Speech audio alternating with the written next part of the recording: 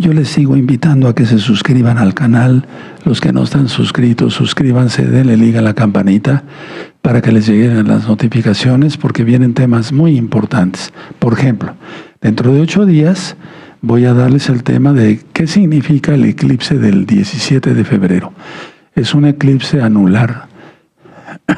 Como va a ser en la madrugada, de hecho aquí no se va a ver, en Tehuacán, Puebla, México, como va a ser en la madrugada, entonces quiero que quede la grabación de una vez, o sea, lo voy a dar en vivo, pero primeramente el Eterno, ¿verdad? En 8 días.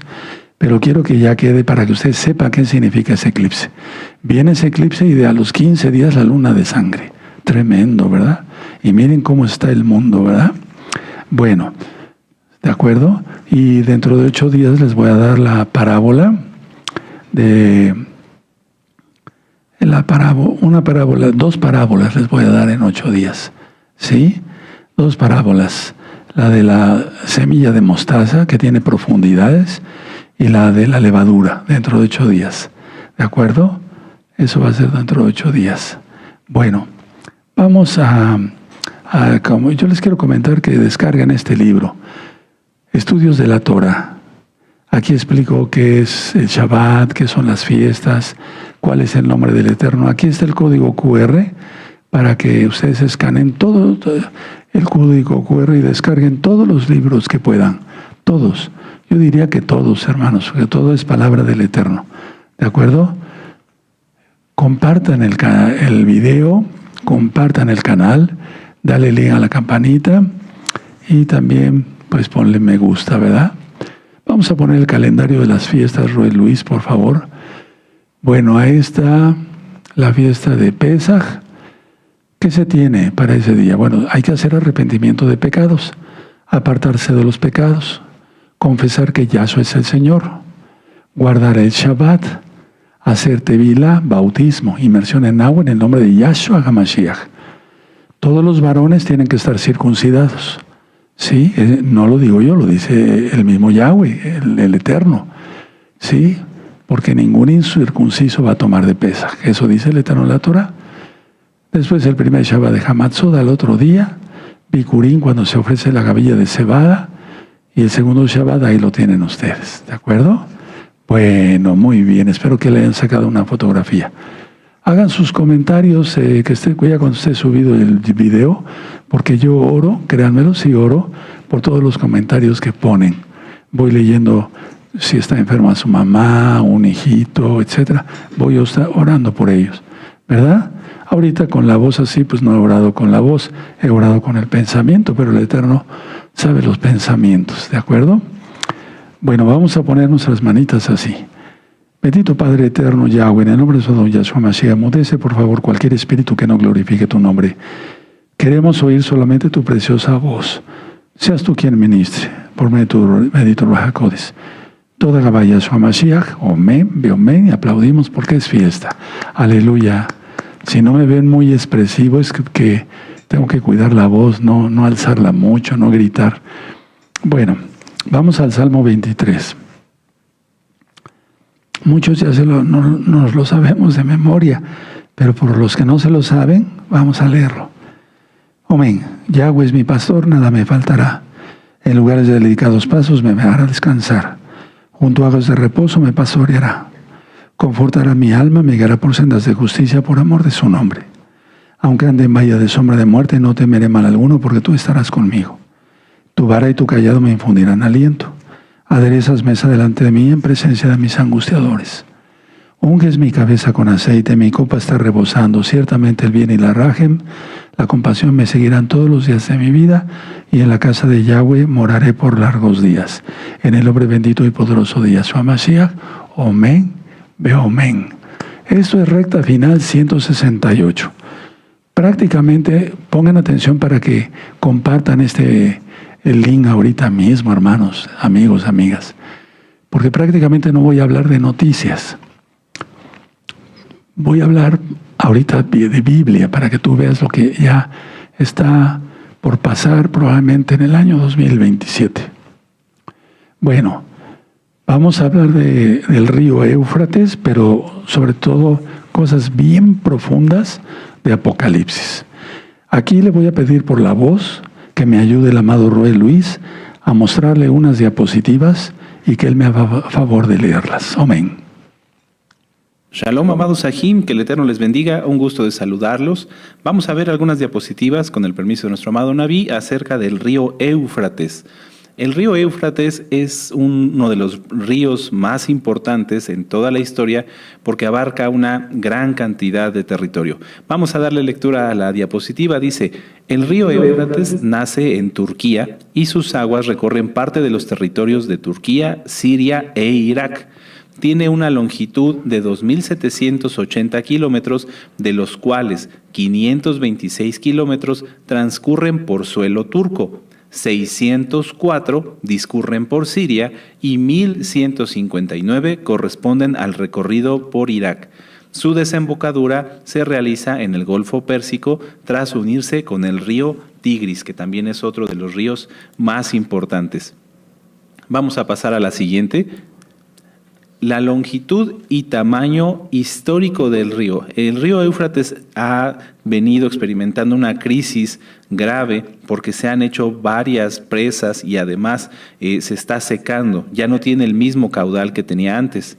Entonces, vamos a ver la longitud total. La longitud total anterior es de cerca de 2.800 kilómetros. Tradicionalmente eso es lo que se consideraba como su longitud. Algunas fuentes varían entre 2.700 o hasta 3.000 kilómetros. Su recorrido, como ya lo decíamos, nace en Turquía, atraviesa Siria y también Irak y se une al río Tigris, donde desembocan juntos en el río Pérsico. En su estado original era un río robusto. Más adelante vamos a ver algunas fotografías.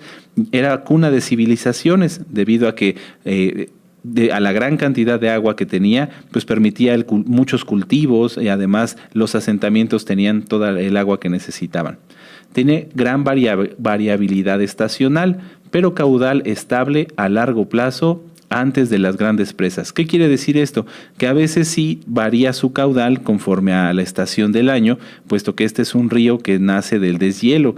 Entonces, cuando hace más calor, puede experimentar un poquito menos de caudal. Sin embargo, no era tan grande su variación, por lo cual pues no había ningún problema para las sociedades y las culturas que se establecieron cerca de donde pasa.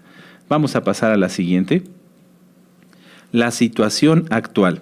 El problema principal no es que el río haya acortado su longitud, es decir, no es que de repente el río se encogió, no, sino que se está secando, estrechando y perdiendo caudal, llegando a niveles históricamente bajos.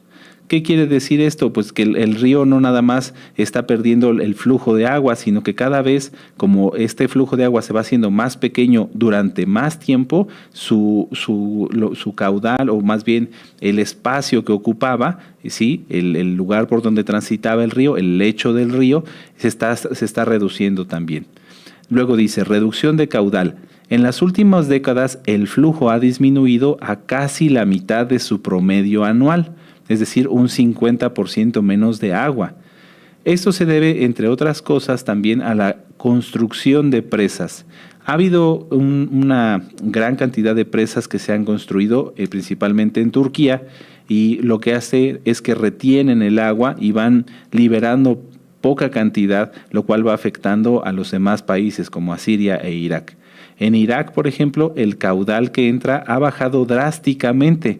Por ejemplo, en estaciones de medición como el HIT, el volumen actual ha caído significativamente desde los años 70 y 90. Es decir, no es un fenómeno que nada más dependa de las presas, sino que ya ha venido decrementando también el caudal del río. Punto que sigue, dice, desaparición de humedales. Lagos, pantanos y humedales alimentados por el río se están secando por completo. Entonces, es una situación que no es nada más de un solo factor, no solamente depende de las presas o del clima, sino sabemos, y como lo vamos a estudiar con nuestro amado Naví, tiene un contexto más allá. Aquí vemos una foto, yo busqué la foto más antigua que pudiera yo encontrar y esta es de 1930, en donde podemos ver el ancho. Inclusive estaban construyendo un puente ferroviario sobre el río Éufrates. Miren cuán ancho era, o sea, tenía una extensión, el lecho del río, bastante amplia. Esta foto es de 1930. Vamos a pasar a verla ahora, en julio de 2025, del año pasado. Podemos ver el caudal, cómo ya ha decrementado. Las partes verdes que ven ustedes en su pantalla, pues es donde ya hay vegetación. O sea, tanto ha bajado el caudal del río que en el lecho ya también están empezando a crecer vegetación. Esta es de julio de 2025. Vamos a ver una más y aquí, por ejemplo, podemos ver cómo aquí sí ya hay una reducción del lecho del río. Ya vemos ahí solamente un caudal más bajo y un lecho de unas decenas de metros comparado con la foto que vimos al inicio, que eran un buen centenar o 2 centenares de metros. ¿Sí? Vamos a la que sigue y es la última. Esta es una foto también del 15 de febrero de 2024, en donde vemos cómo la vegetación sí ya ha crecido. En el fondo de la imagen, donde está la balsa hacia atrás, vemos todo eso era el lecho del río y veamos cuánto se ha reducido. Entonces, amados Sahim, pues esta es la información, ustedes ya vieron. Hacemos la anotación aquí que todas las imágenes son propiedad de sus autores y nuestra única utilidad que les estamos presentando es para fines informativos. No tenemos fines de lucro de ningún tipo, respetamos todos los derechos de autor. Sin más por mi parte, les agradezco su atención, que Yahweh les bendiga y los dejo con nuestro amado Navi. Bueno, con esta explicación que nos dio nuestro amado Roy Luis, vamos a continuar o a empezar realmente el tema. Miren, abran su Biblia en Apocalipsis 9. Apocalipsis 9, y vamos a leer del verso 13 al 15. Es el segundo ay. Ay es de lamentación. Ay, ¿sí? Si ustedes ven el verso 12, es Apocalipsis 9, verso 12. El primer ay pasó, y aquí vienen aún 2 ayes después de esto. Dice el verso 13, mucha atención, el sexto ángel tocó la trompeta, el shofar, y oí una voz de entre los 4 cuernos del altar de oro que estaba delante de Yahweh, eso está en el cielo, diciendo al sexto ángel que tenía el shofar, desata a los 4 ángeles que están atados junto al gran río Éufrates. Y fueron desatados los 4 ángeles que estaban preparados para la hora, día, mes y año, a fin de matar a la tercera parte de los hombres. Y el número, bueno, voy a leer hasta ahí, nada más. ¿Sí? Ahorita voy a explicar lo demás. Bueno, entonces, 4 ángeles atados, ¿sí? Junto al río, gran río Éufrates, que ahorita ya, pues es una cosita de nada, ¿verdad? El Éufrates, hermanos, marca la frontera entre el pueblo elegido de Yahweh, Israel, y sus enemigos del oriente. Era una especie de división, pero una especie de división, aparte de ser frontera. Ahora, todo esto nos habla lo que dice aquí en la Biblia de precisión divina. Hora, día, mes y año. O sea, subrayando la soberanía de Yahweh sobre el tiempo y el juicio. Todo está en sus benditas manos.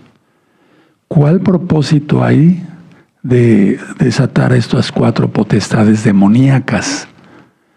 Ejecutar el juicio que resulta en la muerte de la tercera parte de la humanidad.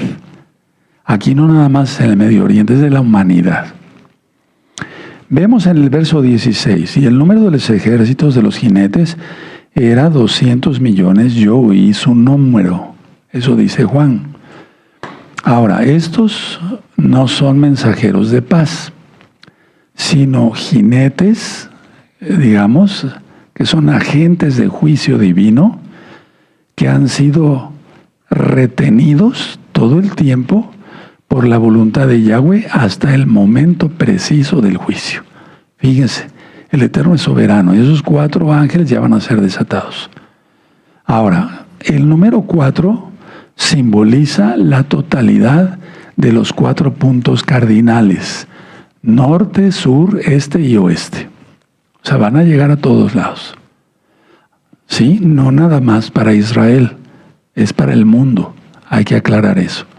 Ahora, el juicio tiene un alcance global, afectando a toda la tierra habitada, a todo el globo terráqueo, pues.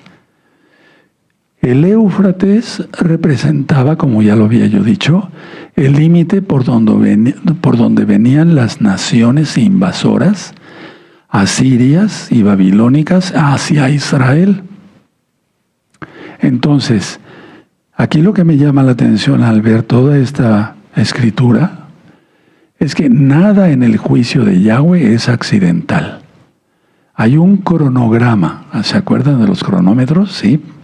Hay un cronograma divino, exacto, bien programado, soberano de Yahweh. No es un juicio de Yahweh accidental, no. Es bien programado para el juicio de las naciones. Es decir, no confundir como cuando Yahshua viene. Ahorita voy a explicar algunas cosas de diferencia, ¿verdad? Bueno, ahora, hay varios puntos de vista sobre esta lectura. Es una caballería que trasciende. En la época de Juan, él vio caballos. Sí, ahora las guerras ya no son con caballos. Entonces, trasciende lo natural. O sea, esta es un ente sugiriendo una naturaleza demoníaca o una guerra tecnológica espiritual sin precedentes. Ahorita voy a aclarar varias cosas. En el tiempo del apóstol Juan, cuando recibe la revelación por medio del ángel que le dio Yahshua Mashiach, un ejército de ese tamaño sería humanamente imposible. Humanamente imposible. Lo que enfatiza es que se trata de una fuerza sobrenatural y una movilización masiva de estos agentes del mal. Ahora, pongan mucha atención. Si no les diera tiempo de ir anotando, en este Shabbat revisen el video que ya se va a subir, primeramente el Eterno. ¿Verdad? Y esto es una guerra de los últimos tiempos. Ahorita vamos a ver, en breve yo se los digo. Miren, vamos a leer lo que dice después, en el verso 17. Así vi en visión los caballos y a sus jinetes, los cuales tenían corazas de fuego, de zafiro y de azufre. Por favor, subrayen eso, porque de eso tiene un contexto netamente escatológico. O sea, profético de los últimos tiempos. Y las cabezas de los caballos eran como cabezas de leones, y de su boca salían fuego, humo y azufre. Por favor, subrayen. Fuego, humo. En primer lugar, subrayen ahí arribita del 17, fuego, zafiro y de azufre. Y luego, fuego, humo y azufre. ¿Sí? ¿De acuerdo? Bueno, ahora, ¿esto qué significa? Ira divina, ira de Yahweh. Pongan un papelito ahí y quiero llevarlos al profeta Isaías. Vamos para el profeta Isaías, hermanos. El profeta Isaías. Aquí el profeta Isaías está hablando de los que se suponía eran los servidores de Yahweh, como eran los Kohanim, mal llamados sacerdotes y demás. ¿Sí? Entonces busquen Isaías 9:15. Ya lo tienen, Isaías 9:15. Voy a esperar tantito mientras subrayo. Bueno, el anciano y venerable de rostro es la cabeza. El profeta que enseña mentira es la cola. ¿Por qué está diciendo esto aquí el Eterno a través del profeta Isaías? Bueno, porque eso significaban los Kuanín que había en aquel entonces. No estaban sirviendo, sí, al Eterno de todo corazón. No estaban sirviendo. Por un lado, tenían la cabeza, pero hacían daño. Tal vez con su lengua, sus pensamientos, etc. Y el profeta que enseña mentira es la cola. Cabeza, cola. Cabeza, cola. ¿Sí? Bueno, ahora vamos otra vez a Apocalipsis. Muy bien. Entonces, dice aquí, en la visión del 17, las corazas son de fuego. ¿Qué significa? Rojo. Anótalo. Porque el fuego en un momento dado se ve amarillo, pero llega un momento que se ve rojo. Zafiro. El zafiro es azul y significa humo. Tú ves el humo, cuando hay un incendio, el humo en un momento dado se llega a ver azul. ¿Sí? Anótenlo porque es importante. Y el azufre es amarillo. Y recordamos el juicio de Sodoma y Gomorra, que cayó azufre. Entonces el juicio va a ser peor todavía, ¿verdad? Ahora, mucha atención. Estos colores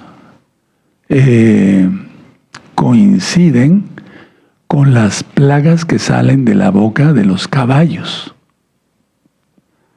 ¿Dónde va a suceder todo esto?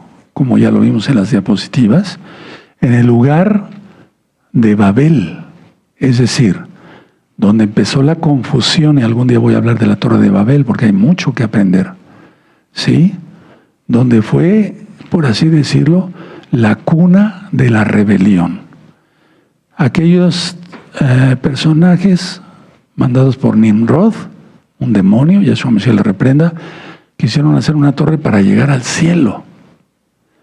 Pero se ha hecho la comparación de cuánto más o menos podía, yo les doy este dato, de medir la Torre de Babel, y medía 11 pisos de un edificio actual. Cualquier torre, como la torre latinoamericana del Distrito Federal, pues mide más que eso. O sea, la gente está loca, ¿no? Pensaban que iban a llegar al cielo, y la intención era quitar a Yahweh del trono y que se sentaran en Roth. Se necesita estar loco, no cabe duda. Bueno, ahora mucha atención. Dice aquí caballos y jinetes. Sí es literal que el caballo, como en el caso de Apocalipsis 19, cuando venga nuestro gran Señor Yahshua Mashiach, va a venir en un caballo. Eso sí, pero voy a hablar ahorita aquí de caballos y jinetes. Tienen cabezas como de leones. ¿Qué significa eso? Simbolizando la ferocidad y el poder devorador. Vayan anotando. Y si no les da tiempo, revísenlo. ¿No dice acaso Pedro que el diablo anda como león rugiente buscando a quien devorar? Bueno, de sus bocas salen fuego, ya vimos, humo y azufre. Las plagas que están o que matan, estas 3 plagas matan a la tercera parte de la humanidad, no de Israel, de la humanidad, incluyendo Israel, pero se refiere a toda la humanidad. Ahora, vamos a ver el 18. Por esas 3 plagas fue muerta la tercera parte de los hombres, por el fuego, el humo y el azufre. Fíjate muy bien cómo vuelve a resaltar el apóstol: fuego, sí, humo y azufre que salían de su boca. Pero fíjense cómo dice el 19, por lo que leímos en Isaías 9:15. Pues el poder de los caballos estaba en su boca y en sus colas, porque sus colas, semejantes a serpientes, tenían cabezas y con ellas dañaban. Y vimos que se refiere aquí, en el aspecto de Isaías, en el profeta Isaías, a la mentira. Entonces son las mismas doctrinas demoníacas de quitar la Torá y poner mandamientos de hombres, lo que va a testificar para el juicio de la humanidad. ¿No quisieron mi Torá?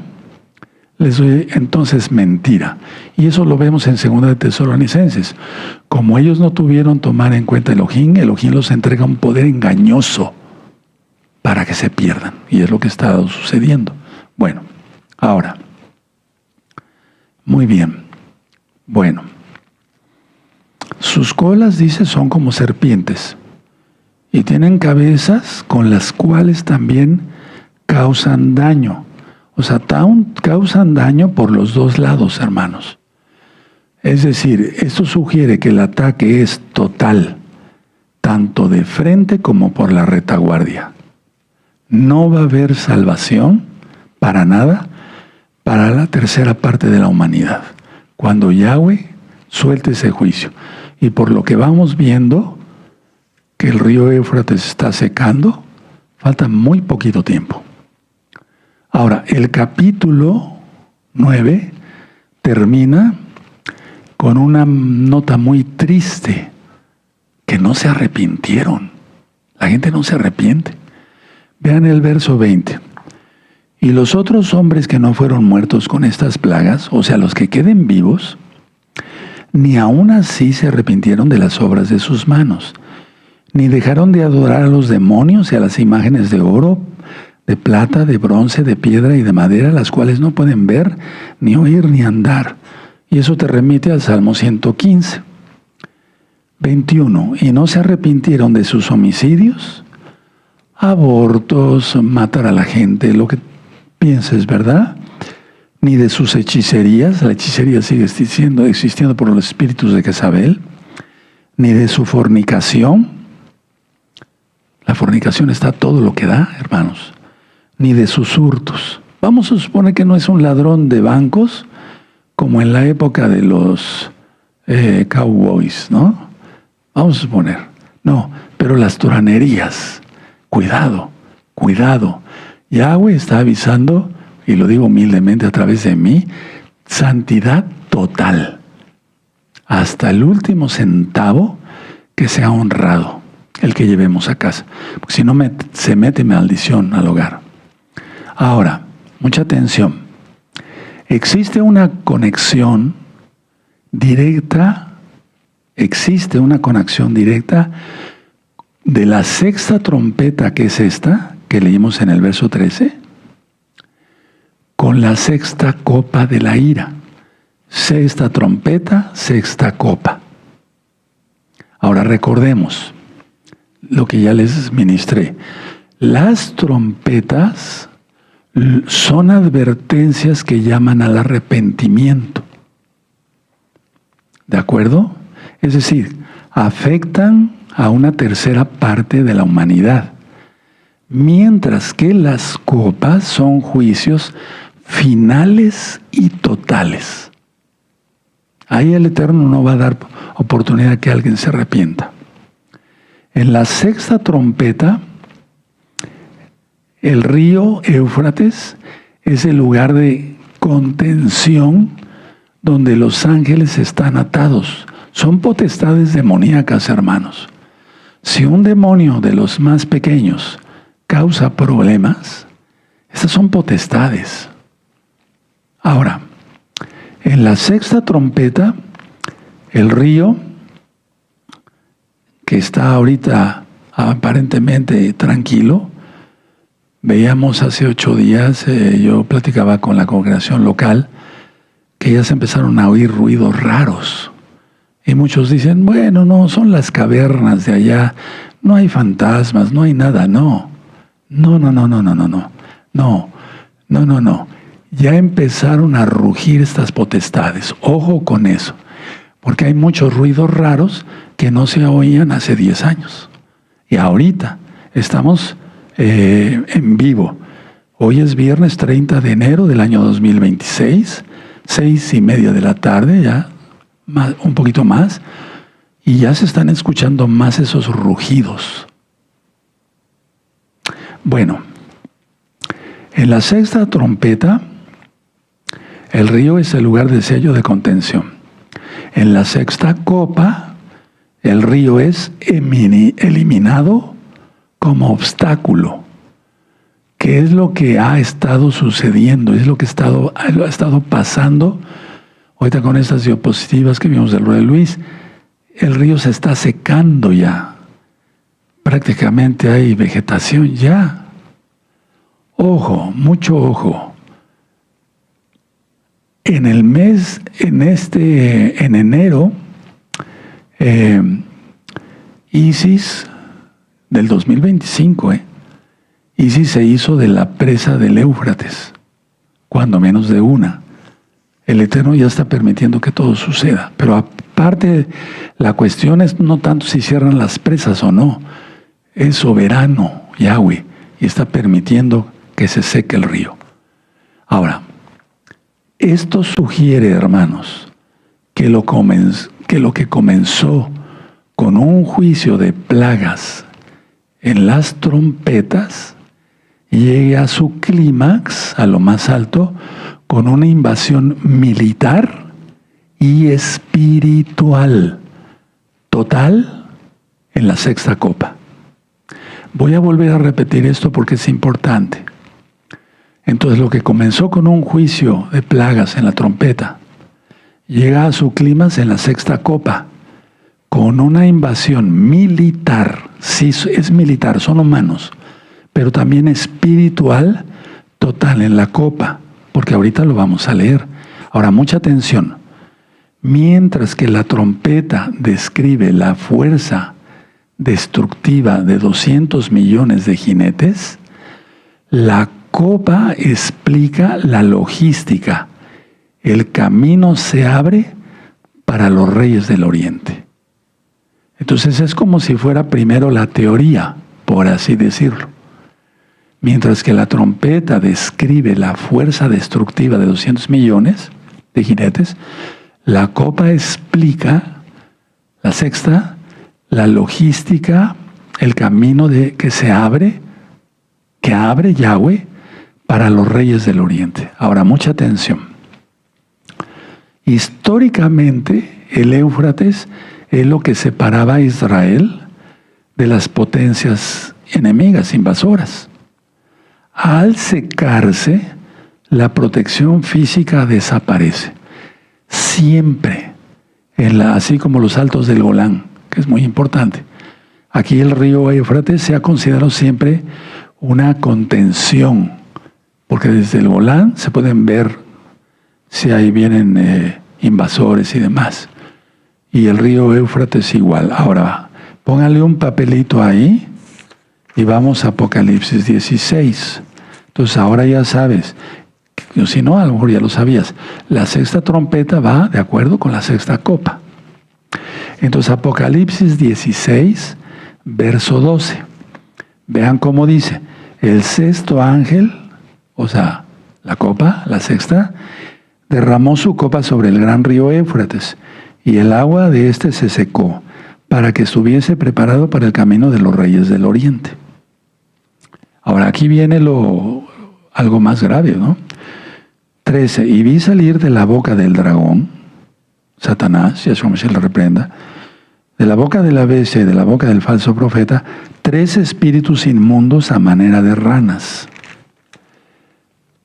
Pues son espíritus de demonios que hacen señales y van a los reyes de la tierra en todo el mundo, no nada más en Israel, para reunirnos a la batalla de aquel gran día del Elohim Todopoderoso.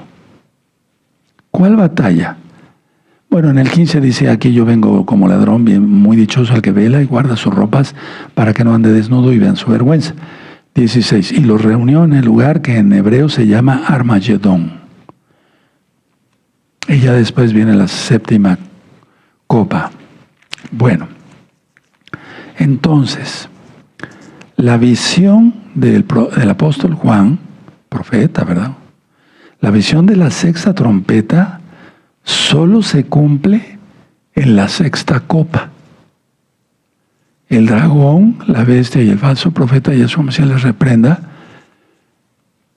digamos, convencen a los gobernantes de la tierra a pelear contra Yahshua.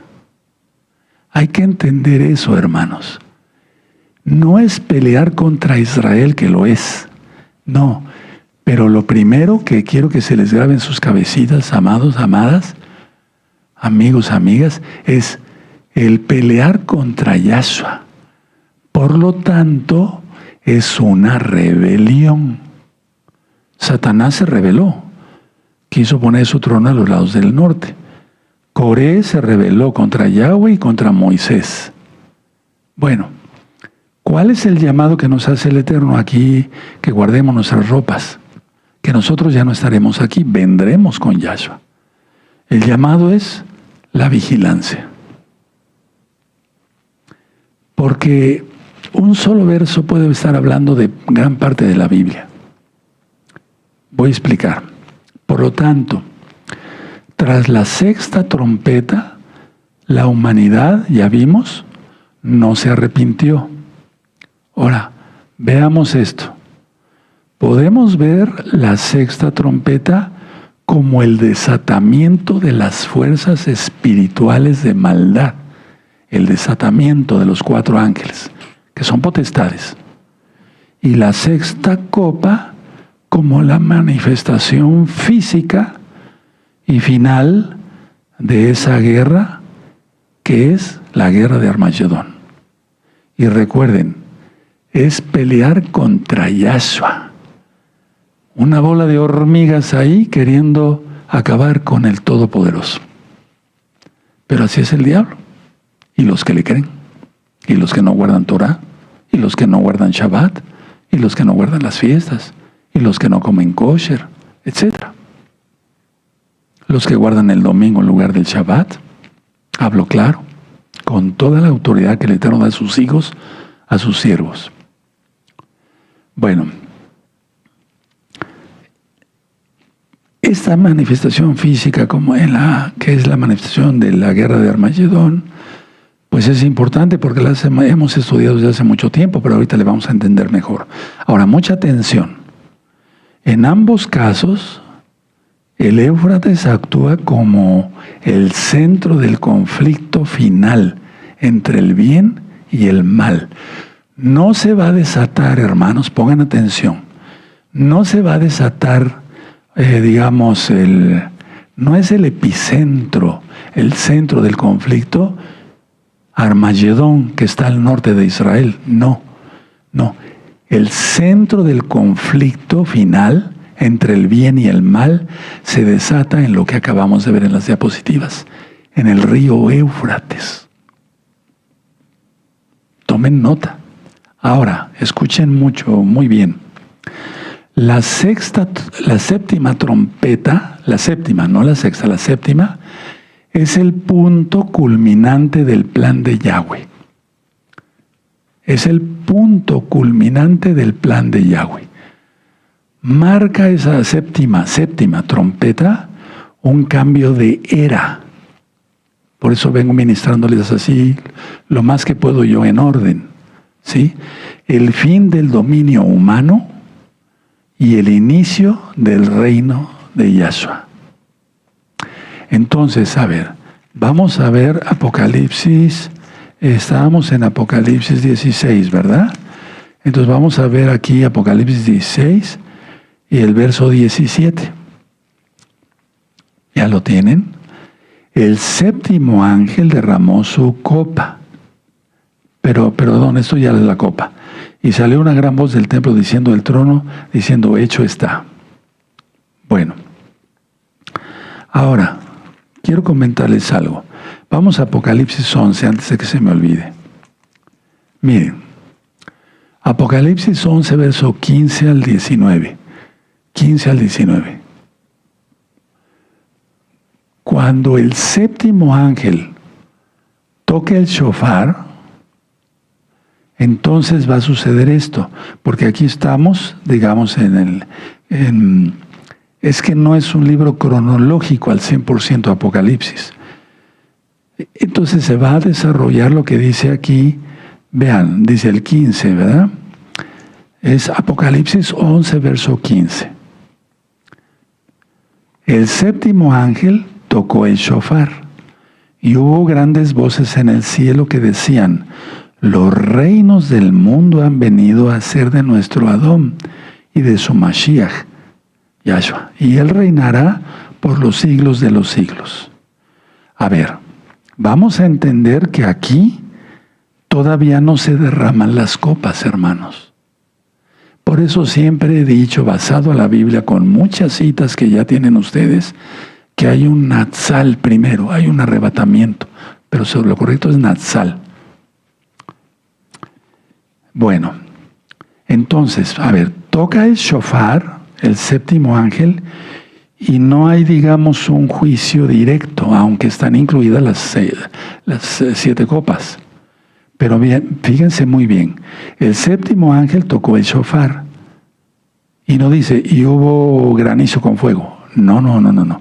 Dice, y hubo grandes voces en el cielo que decían: los reinos del mundo han venido a ser de nuestro Adón y de su Mashiach, y él reinará por los siglos de los siglos. 16. Y los 24 ancianos que estaban sentados delante de Yahweh en sus tronos se postraron sobre sus rostros y adoraron a Elohim, a Yahweh, Yahshua. 17. Diciendo: te damos gracias, Señor Elohim Todopoderoso, el que eres, el que eras y el que ha de venir, porque has tomado tu gran poder y has reinado. Y aquí ponle en el 18 arriba, ponle Natsal. Ahora, muchos han confundido que hasta que se desarrolle la séptima trompeta nos vamos. Pero es que eso ya sucedió, por si no nos estuviéramos ya en el cielo. 18. Y se airaron las naciones, y tu ira, las copas, que van a venir, ha venido, y el tiempo de juzgar a los muertos y de dar el galardón a tus siervos los profetas, a los santos y a los que temen tu nombre, a los pequeños y a los grandes, y de destruir a los que destruyen la tierra. Con las copas de la ira. Voy a seguir leyendo.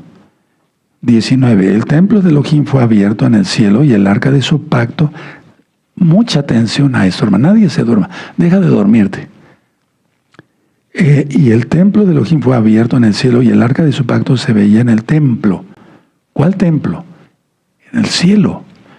Y hubo relámpagos, voces, truenos, un terremoto y grande granizo. Aquí sí ya hay todo esto. Ahora, mucha atención. Cuando el séptimo ángel toca el shofar, trompeta hebrea, no hay una plaga inmediata, como ven aquí, sino que hubo voces de júbilo, sino grandes voces en el cielo que anunciaban el evento más esperado de la historia, que Yahshua va a venir a reinar. ¿Sí? Ustedes pueden ver otra vez el verso 15. ¿De acuerdo? Lo vamos a volver a leer. El séptimo ángel tocó el shofar. Hubo grandes voces en el cielo. No hay una plaga inmediata. No. Que decían: los reinos del mundo han venido a ser de nuestro Señor y de su Mashiach, y él reinará por los siglos de los siglos. Quiere decir que ya viene el Eterno. Bueno, ¿qué es esto? ¿Qué significa el verso 15? Pónganlo en sus apuntes. Pónganlo en sus apuntes, preciosos, por favor, preciosos en el Eterno Yahshua. Esta es la respuesta a la oración del Padre nuestro. Porque decimos: venga a nosotros tu reino. Sí, hace ratito como que los confundí, mencioné copa, pero no. Un lapsus lo tiene cualquiera, por favor. ¿Verdad? Entonces, esta es la respuesta a la oración que hacemos todos los días. Pero la tienes que hacer ahora comprendiendo lo que estás pidiendo. Y si estás pidiendo que venga su reino es porque ya tienes que estar metido bien en el reino. Ya está la parábola del sembrador, el trigo, la cizaña, y no me acuerdo qué otra parábola les di, pero ya. Y vamos a seguir viendo más. Bueno, anota 15, verso 15. Esta es la respuesta al Avinu, al Padre nuestro. De inmediato viene el galardón a los santos, a los profetas, a los que temen su nombre. ¿Sí? ¿De acuerdo? Eso no es aquí en la tierra, es en el cielo. Hay un espacio de tiempo. ¿Cuánto tiempo? No sabemos. ¿De acuerdo? Y después, la destrucción a los que estaban destruyendo la tierra.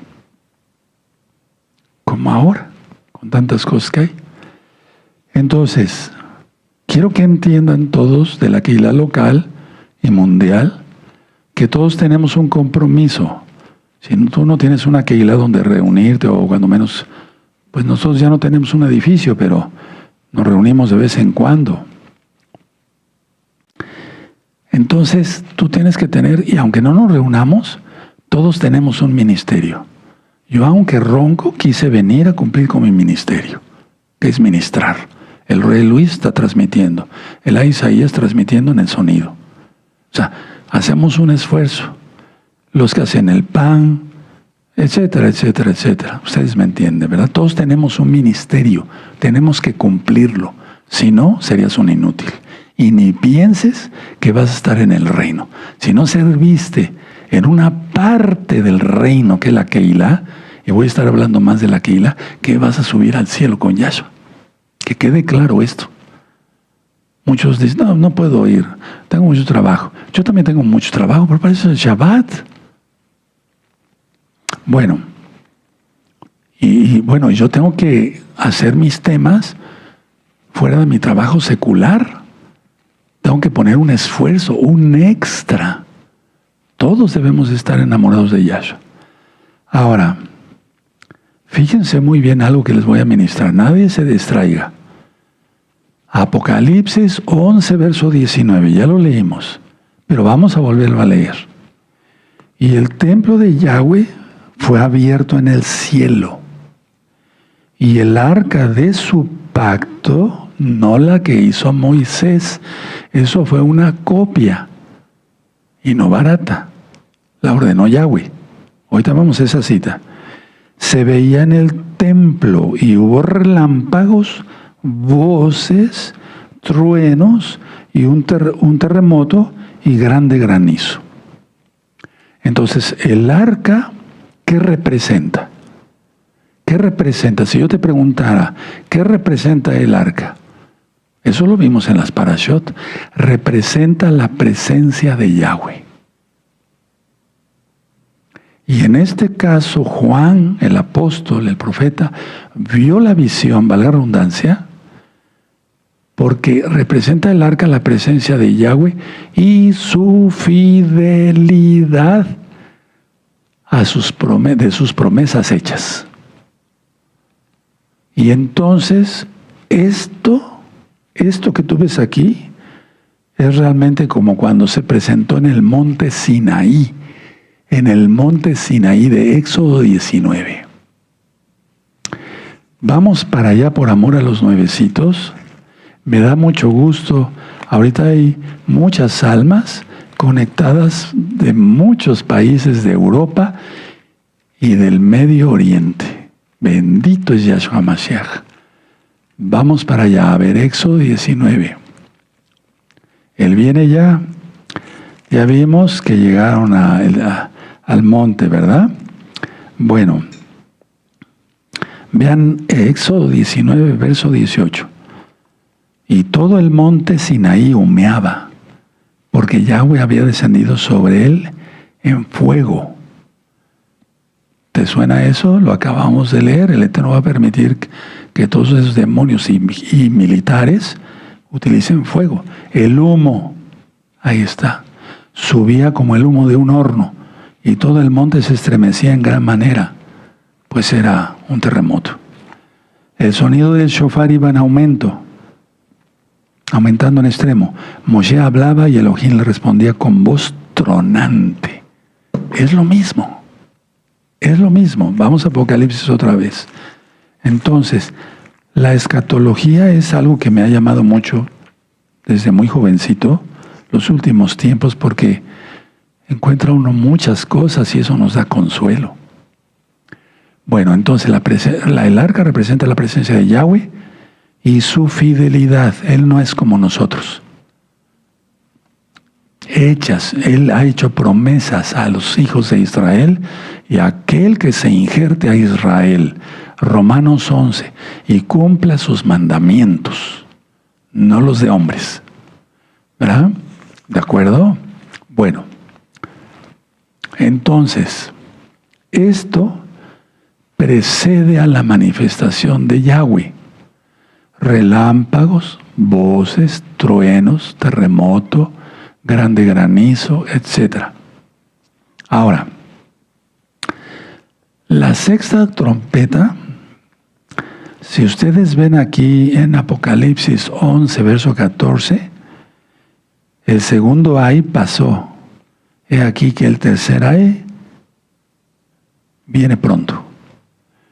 Miren, hermanos, ahorita hay amenazas de que si Estados Unidos ataca a Irán y Irán ataca a Israel, que China, que Rusia, y como que va lento, ¿no?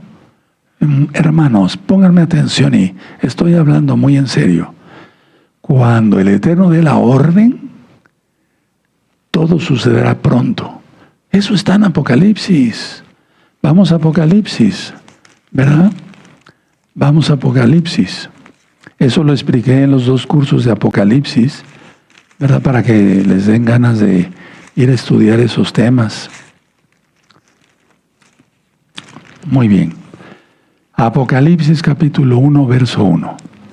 La revelación de Yahshua HaMashiach que Yahweh le dio para manifestar a sus siervos las cosas que deben suceder pronto. Una vez que se desata una cosa, hermanos, se desata rápido todo. A muchos ya se les olvidó, pero ya pasamos una pandemia. A muchos ya se les olvidó del 2020 para acá. Esto va rapidísimo, hermanos. Perdón por el tronador de dedos, pero no tengo otra forma de expresarme. Entonces, a ver, la séptima trompeta anuncia el reino de Yahweh en la tierra. Es Yahshua. En el tercer ay, porque contiene dentro de sí las 7 copas de la ira. O sea, la séptima trompeta no es una plaga directa e inmediata, decía yo, sino que hay voces, hay júbilo. Yahshua va a reinar, reina ya. Y entonces, la séptima trompeta, es decir, en la séptima trompeta abre los 7 juicios finales que terminarán de limpiar la tierra perdida y pecadora, para que el reino de Yahshua Mashiach pueda establecerse plenamente. Anoten todo eso y si no les dio tiempo mañana, ¿verdad? Bueno, es decir que en el tercer ay contiene las 7 copas de la ira. Ahora, quiero hablarles algo del arca. Miren, Juan vio el arca, ¿verdad que lo vimos? Sí. Y vio el arca en medio del caos. Él vio el arca en medio del caos. Por lo tanto, significa que el símbolo de su pacto, por eso se llama arca de la alianza, pactos, alianza, pacto, entre Yahweh y su pueblo, Él no se ha olvidado de sus promesas. Israel es indestructible y Él protegerá a los santos. Antes de irse al Natsal, ¿verdad? Por el Natsal. Voy a volver a repetir esto. No tuvo un momento Juan, el apóstol Yohanan, de decir, ya estoy tranquilo. Otra visión, veo el arca. No, él la vio dentro del caos. En medio del caos, y simboliza la presencia de Yahweh, ya lo dije, pero simboliza, ¿qué simboliza el arca? Aparte, el símbolo de su pacto, el símbolo de su alianza, el símbolo del pacto que Yahweh ha hecho con su pueblo. Él no se ha olvidado de su pacto. ¿Cuál pacto? El Shabbat, La gente toma a la ligera cuando dice en la Biblia en Génesis, y entonces el séptimo día reposó y lo apartó para él. Lo santificó, dice en Génesis. Y el que viola el Shabbat no es digno del reino. O es el que no guarda Shabbat. Al ver el arca, digamos, ¿cómo podía explicarlo? Al ver el arca es la limpieza legal y santa de la maldad de la tierra. Eso es el ver el arca. Los que pasen vivos al milenio estarán protegidos. Eso ya lo hemos visto. Hay un grupo, nos vamos en el Natsal, por su inmensa compasión, no por nuestros méritos. Hay otro grupo que todavía no sabe que guardar Shabbat y eso, pero vivirán.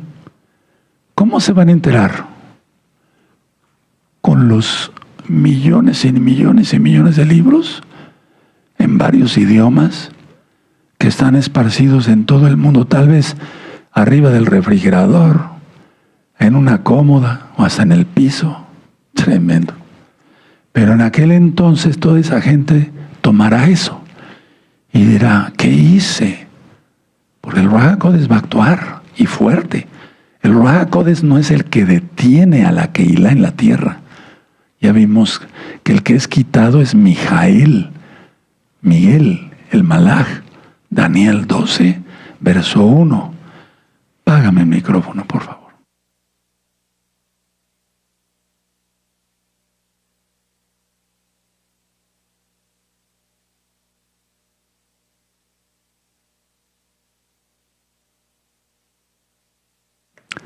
Préndelo, toda va.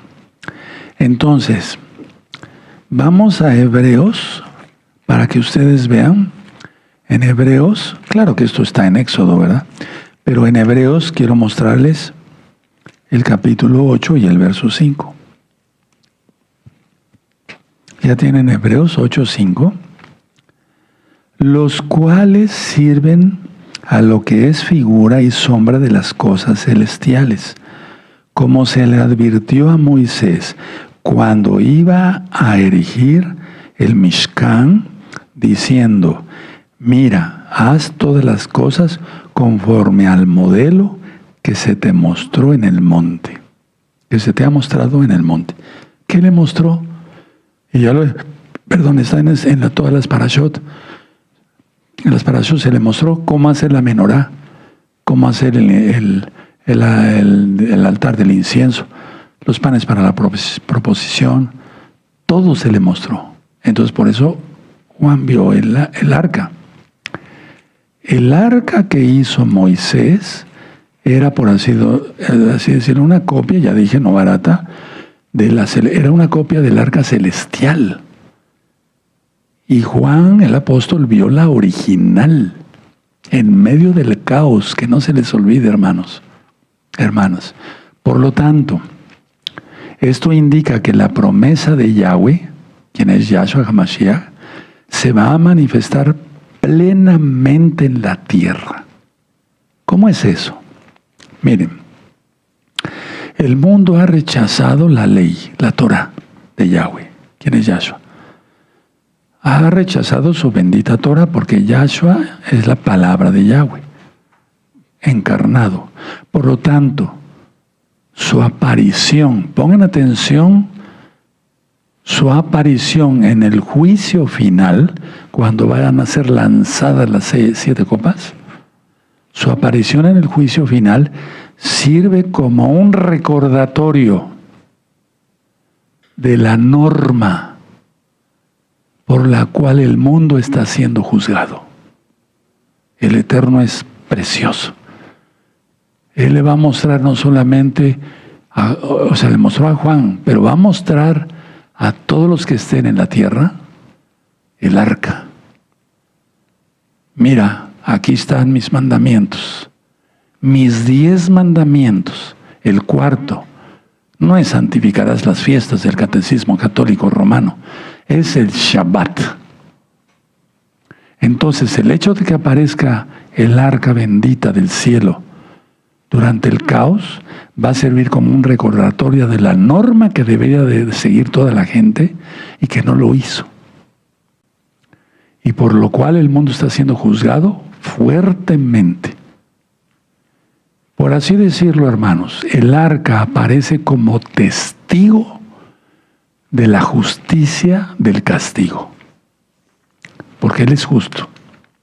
Ahora, lo que sucede inmediatamente, aquí estábamos en Apocalipsis 11, aunque muchas veces no es cronológico, lo que sucede inmediatamente es después de ver el arca.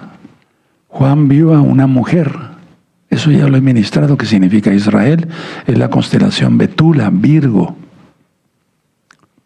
¿Sí? Y vio un dragón escarlata, eso ya está explicado en Apocalipsis. El arca representa el reino de Yahshua, ya lo vimos. El dragón representa el intento de Satanás, Yahshua Mashiach le reprenda, para destruir ese reino. Por eso he explicado que la batalla de Armagedón no es tanto, una parte es para destruir, tratar de destruir a Israel, pero no es tanto eso. Yo diría que eso es un 5%, hermanos. El 95% de la batalla de Armagedón es para pelear contra Yahshua y evitar que pueda aterrizar y poner su reino. Imagínense. Ya vamos entendiendo, ¿verdad? ¿Sí? Bueno, entonces, siempre ha intentado contigo y contigo y contigo que no te quieres arrepentir bien de tus pecados, que no si quieres salir de Babilonia, de Egipto, de Roma, ¿verdad? Está intentando que no te le vayas de las garras para que el que siga reinando en tu corazón sea Satanás y no Yahshua. No veas las cosas como, sí, esto sucedió y sucede y va a suceder. No. Hay que aplicárselo a uno. Ahora, por lo tanto, el plan de Yahweh es invencible. Ahora, hago una aclaración. Vamos a Apocalipsis 9. En Apocalipsis 9, verso 1, es que salen demonios del pozo del abismo.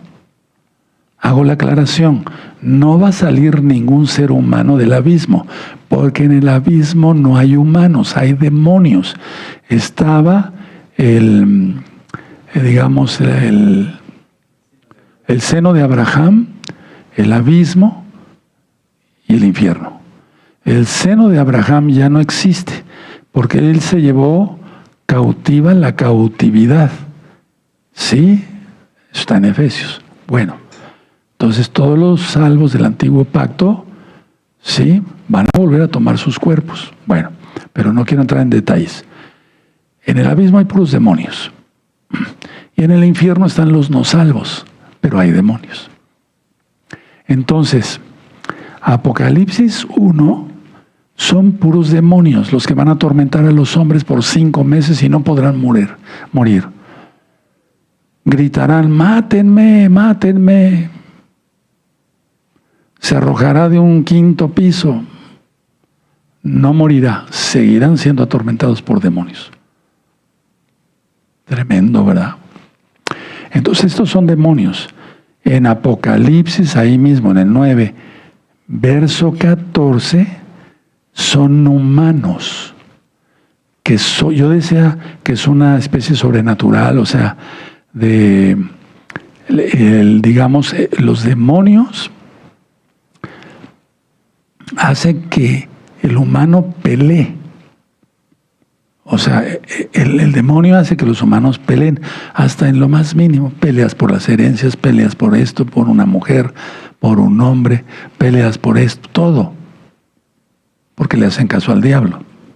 Bueno, en este caso es sobrenatural porque son los demonios los que alistan a los 200 millones. Ahora, un humano decía yo, no va a salir del abismo. ¿Verdad? No puede ser. Las entidades demoníacas no necesitan que se seque el Éufrates, pero sí que se seque para que hagan pasar a los humanos. ¿Quién es ese ejército tan terrible? Los chinos podían ser, pero yo lo descarto, aunque pueden ser alguna parte. En la época de Juan, ya lo dije, sería imposible reunir un ejército de 200 millones. Son los islámicos. ¿Te queda claro? Perfecto. Y no puedo hablar más porque luego ya hay situaciones que después platicaremos. Me voy a poner de pie. Bendito es el abacados. Toda Gabaya Shomasha por tu luz para hacer luz para los demás. Omen, beomen. Vamos a dar gracias por la palabra, hermanos. Y eso no falta mucho. Una vez que se empiecen a desatar las cosas así, rápido, no. ¿Quién lo para? Nadie. Padre eterno, levante sus manitas con reverencia, con adoración. Padre eterno, Yahweh, toda va por tu palabra es como jabón de lavadores y espada de dos filos. Guardaremos la santidad. En el nombre bendito y poderoso de Yahshua Mashiach, amén. Amén. Aleluya. Bendito es el abacados. Vamos a pedirle al eterno Yahshua que bendiga